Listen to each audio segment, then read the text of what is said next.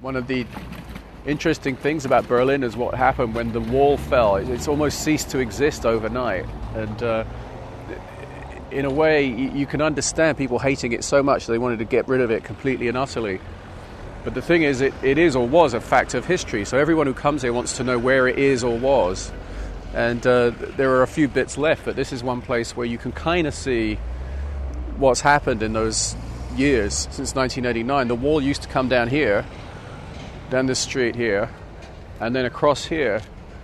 And you can actually see a sort of derelict ground over here, which was the death strip where people would have gotten shot trying to cross it. It's now a place where people walk their dogs. This used to be a canal. This little lake here with a nice place to have lunch there. This used to be behind the wall. So this was East Berlin, and the wall would have been right here where we're standing.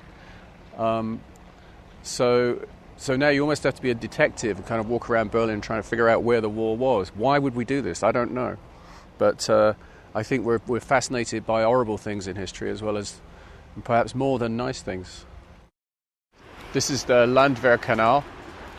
One of the things I really like about Berlin is that for such a huge, ugly metropolis, it actually has some beautiful parts where you can almost forget that you're in a big city.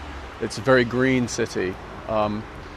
And somewhere over there, in amongst the woods, is one of my favorite places to drink in Berlin. It's a beer garden, where you really feel like you're out in the country, miles away from a big city.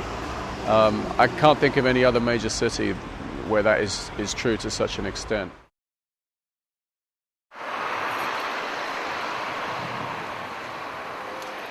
So we're in the former East Berlin here. This is the start of Karl Marx Alley, or Karl Marx Avenue, which I really like because of its hideous Stalinist architecture.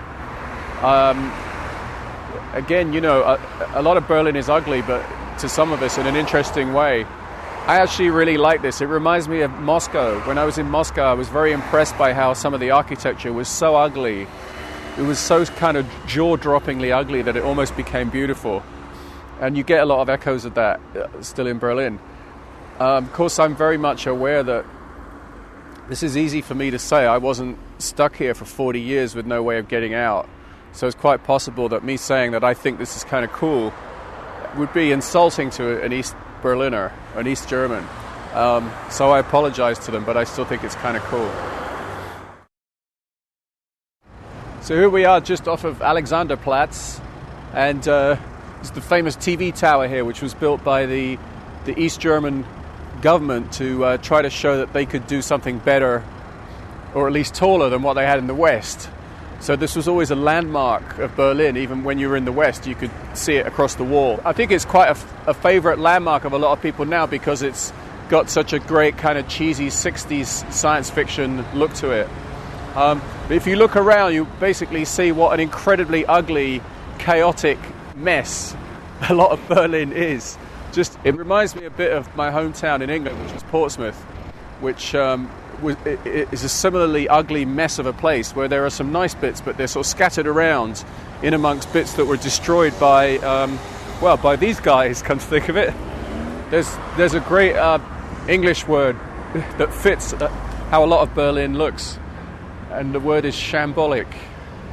We have some nice socialist, realist mosaics up there as well. I mean, this is the kind of thing that I hope they don't get rid of, because it might be ugly, but again, you know, it's historic, and things always look better in hindsight, and the more hindsight you got, the better they look, I think.